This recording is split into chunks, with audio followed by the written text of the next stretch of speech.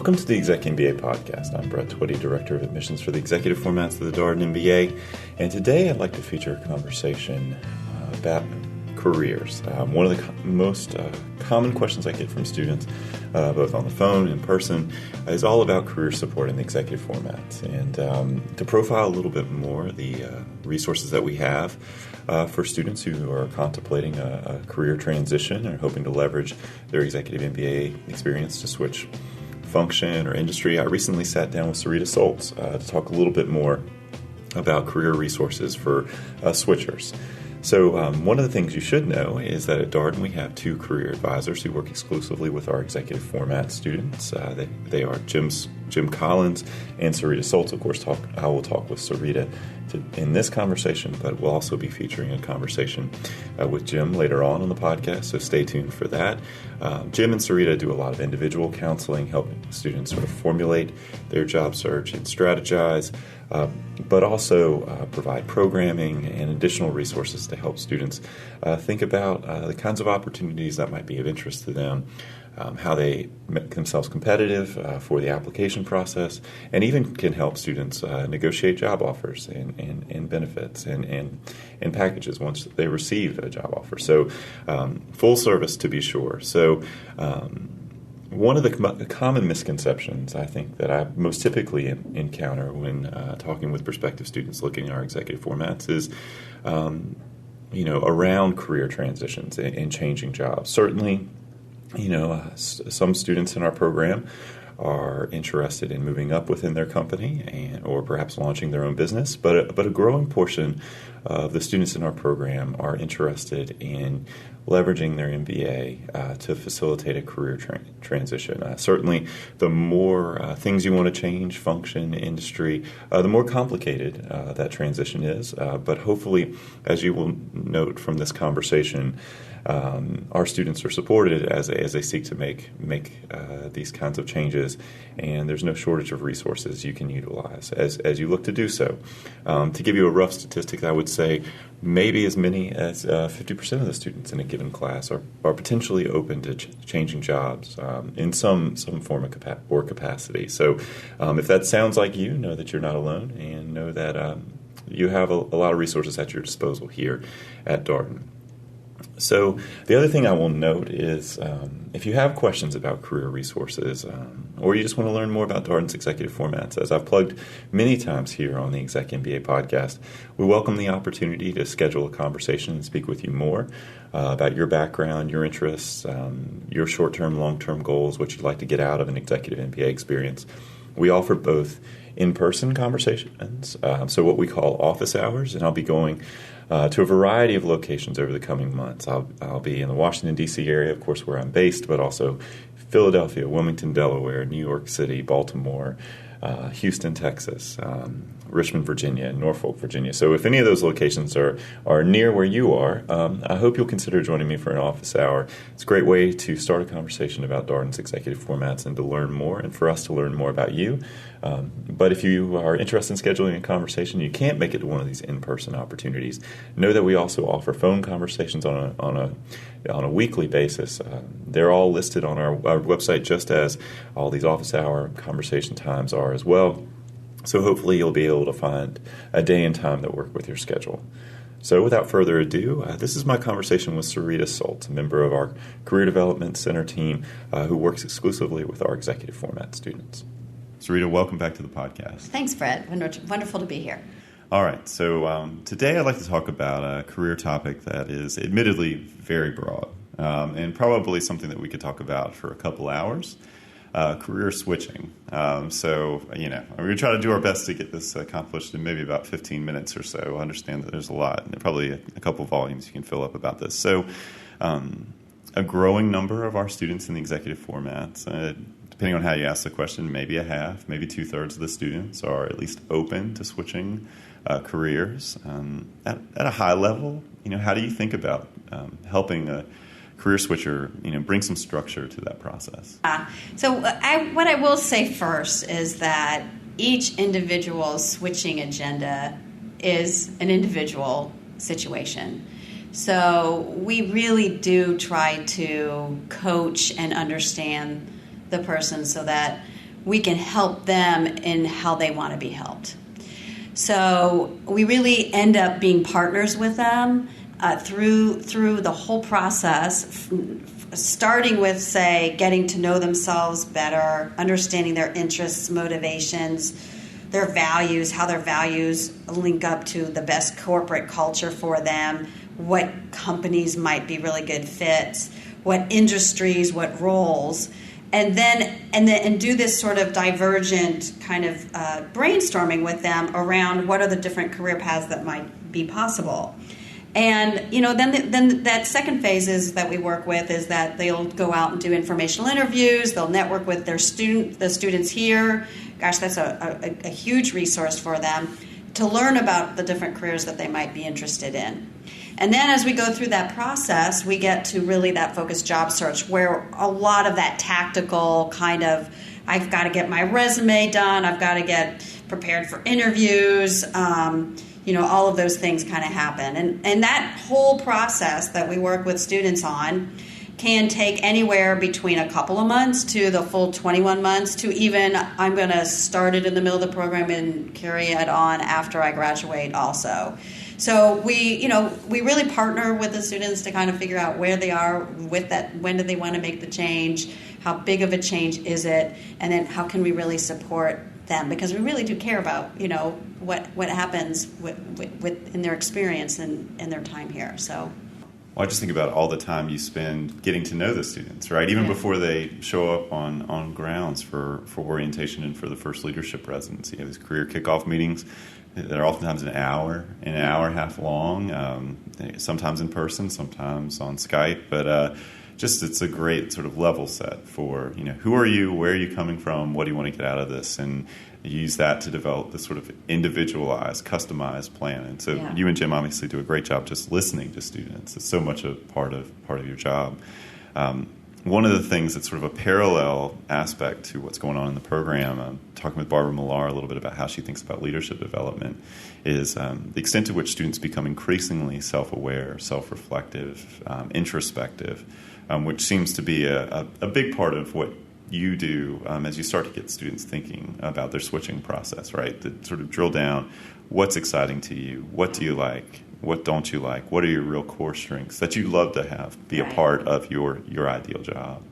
Yeah, so we'll definitely work with them. I mean, I had discussions with a student today, and one of the things that we talked about is it's not just about what your key strengths are, but what strengths do you really enjoy using? Because whatever you are passionate about, that's really, I kind of have this philosophy, which is what you're passionate about, the money will end up following. And your career really will take off. Yeah, well, if you can align that sort of passion, I mean, just think about how much more satisfying that job is for someone, and you go to work every day, and your passion is your job is your passion. I mean, it just makes an exponential difference in someone's quality of life. If you think about just the volume of time we spend at work thinking about work. Yeah, so it's funny because Darden has just kicked off this branding campaign around knowing your why of work. So I think that is all about kind of understanding what it is that you really want to do, what's your purpose. So we'll do a lot of that front end kind of discovery work, but not only with us that you'll be able to do that, but we have faculty that do different programs, and we have something called a professional advancement course that can really help you dig into what is it that I really want to do and create that passion, purpose in my life. Well, I just think that's so much more of where people are now in terms of thinking about their jobs. I think there was probably a time in American history where people thought, I go to work, it's what I do. 9 to 5. 9 to 5. Maybe it's a little bit more transactional. It's a job. But it's now seemingly increasingly important to full-time students, executive students, that their work have meaning, that it have value, that it have a purpose, maybe even a broader social impact. Yeah. Beyond just earning a really, really great salary. And sort of that mentality is at the root of sort of thinking about your why and what is it that's leading you to this. And certainly something we stress with students on the front end, right? As they're thinking about coming to business school, why do you want to do this? Why an MBA? Why Darden specific? And what are your goals? And really push people to think about that. So hopefully by the time they're talking to you, they've already engaged in some of that introspection. Yeah, and I think they have. And then what will happen is they come here, and then their whole world opens up, right? And then they talk to a whole bunch of different students, and maybe they thought they were going to climb, but you know what? I am learning that I totally love my data analytics, decision analytics class or whatever. And then now I really want to, do something different than maybe what I was doing before. So we see that happen too. Well, it's this idea of keeping maybe two ideas in your head at the same time, right? You have this career goal that can be fairly specific, and I want to do this thing, but you also have this idea that you're going through a transformational educational experience, so you should be open at the same time. And you can advance along both paths and realize that, gosh, yeah, you are meeting a lot of interesting people who have jobs and careers and things that you just never even knew about before showing up here. And so it's not uncommon, we talk about this a lot, that students with even the first 2 or 3 months they're in the program, their career goal has shifted entirely. So that probably presents interesting opportunities for you and Jim to continue to have some of those introspective conversations. Yeah, with people. All of those situations are great. It's not like there's one right answer or there's one path or a student has to decide and this is the way they're going to go. I mean, what we really do is we want to listen to the student, find out what they are really learning. Because the great thing about this experience is you will learn, and you will learn a lot. And you'll learn a lot about yourself, you'll learn a lot about business, and then it will help you get to where you want to be. And it is completely fine to change your mind along the way. It is fine to change your mind at the second meeting. We've had folks now who've come in for their career kickoff meetings. Now they're at their second meeting, and they're like, you know what, I already know I didn't want to do what I thought I wanted to do. They might go through a year and then decide because they've gotten more experience to some of the career, the career work.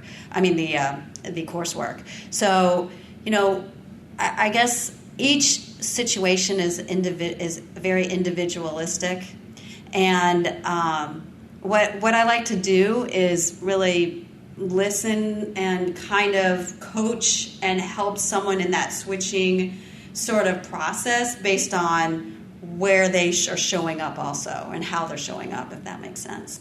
Well, I think there's surprises for students. I always think when those career leader assessments come back to them, they look at some of the results and they're like, really? Finance? Or something that's wildly different than what, I just use that as an example, but something that's wildly different than what they do now. And how do you think about helping students process that when they look at the assessment and it says maybe you should be doing something different than this area in which you've built a career? Well, that is funny, Brett, because the first thing we ask when someone does, so we the career leader assessment gives those interests, motivations, where you feel you're most confident in your skill set, as well as that career match.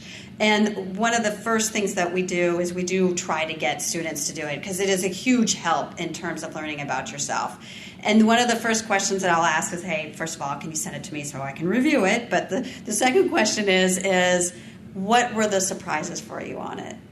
Because those are some of the things that we might want to discuss, because those are usually going to be the things that you haven't thought about before.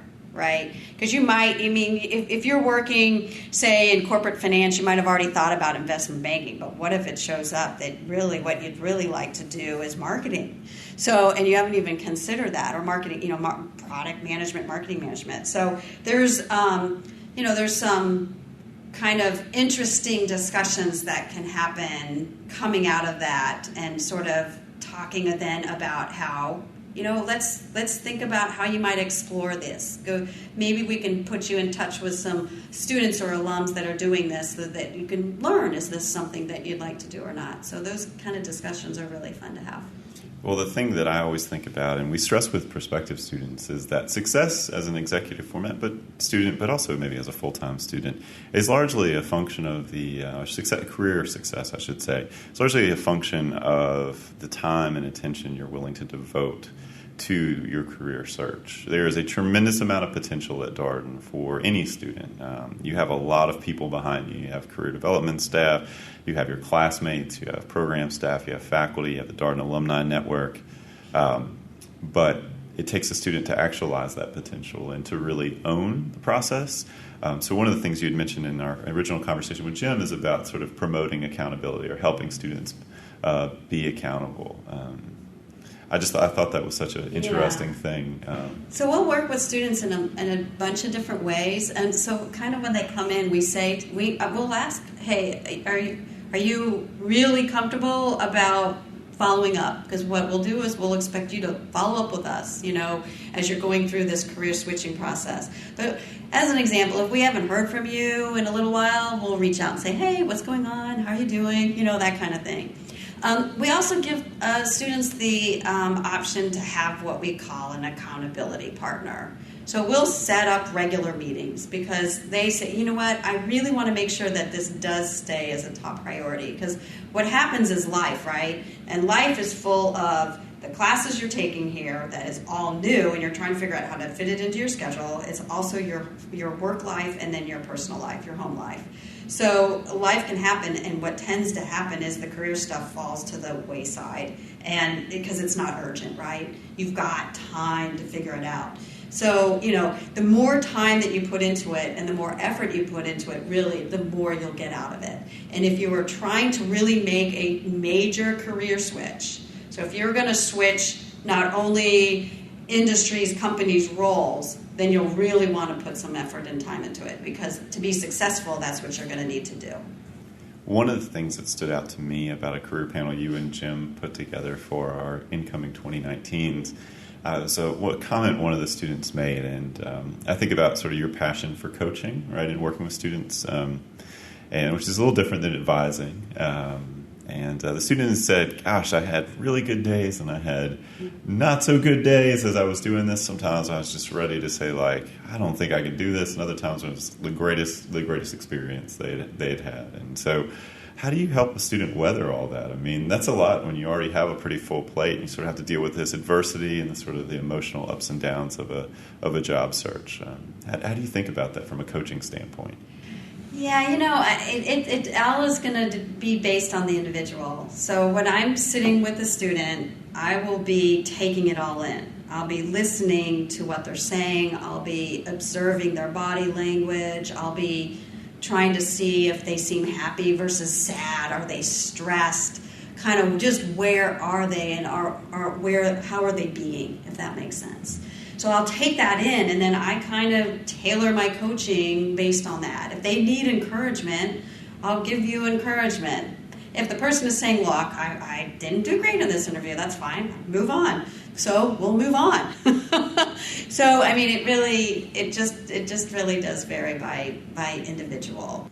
Well, I think that's the beauty of what you and Jim do is I stress with prospective students all the time that there's a real human scale to our program, that it's not this place where you're just going to be a number and a member of the Roslyn section and just an IMBA format student or whatever. That it's a place where there's so much personal connection, whether it's peer-to-peer, whether it's staff to student, faculty to student. You are a known quantity, and particularly the work that you and Jim do.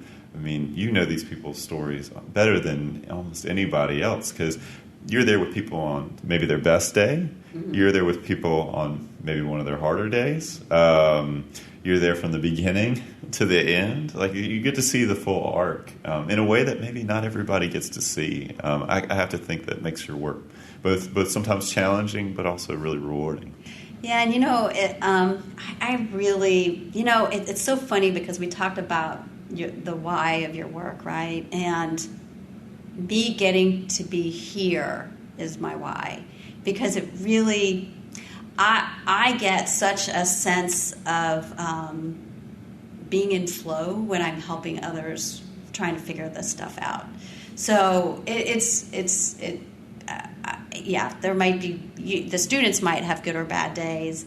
I really enjoy helping them through thick and thin, through it all.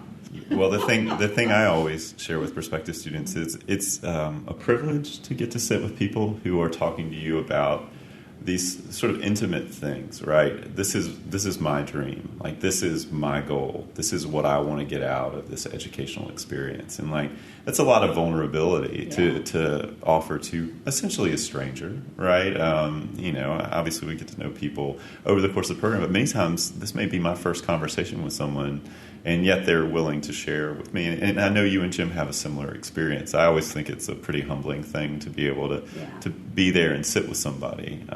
But then you guys get to go even further than that. You get to help people take the next step and sort of push forward on that, which is, I would think, an amazing part of what you do. Yeah, it's what makes this job so wonderful. So.